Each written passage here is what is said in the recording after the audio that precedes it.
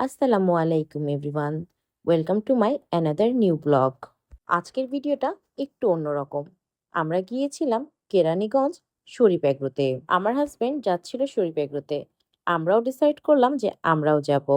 আমাদের সাথে গিয়েছিল আমার ছোট ননদ আর ভাগিনা। আমরা প্রথমে ভেবেছিলাম খুবই অল্প কিছু গরু থাকবে। গরু সম্পর্কে ধারণা খুবই কম ছিল আমাদের। কিন্তু যখন দেখি এতগুলা গরু একসাথে, আমরা অনেক অবাক হয়ে গিয়েছিলাম। এখানে ৩,০০০-এর মতো গরু ছিল। শেডগুলা শেষই হচ্ছিল না। আমরা একটু ঘুরে ঘুরে দেখছিলাম। সামনে যেহেতু কুরবানি, তাই আমরা কিছু গরু দেখতে এসেছিলাম।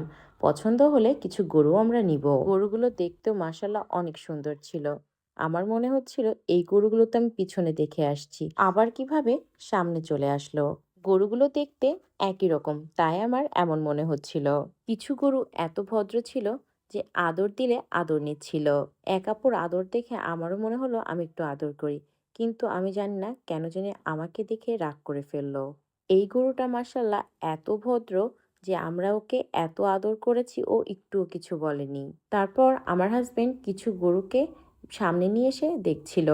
আমার ননদ মজা করে বলছিল গরুগুলো নাকি মডেলিং করছে। আমার হাজবেন্ডের এই গরুগুলো পছন্দ হয়েছিল। এর মধ্য থেকে নিয়েছিল ৬টা গরু। তারপর আমরা কফি খেয়েছিলাম আর গরুগুলাকে দেখছিলাম। আমরা সবাই মিলে খুবই এনজয় করেছি। সবথেকে পছন্দের ছিল আমাদের এই পিঙ্ক মহিষটাকে। আমি ভুল করে বলে ফেলেছিলাম এটা পিঙ্ক গরু।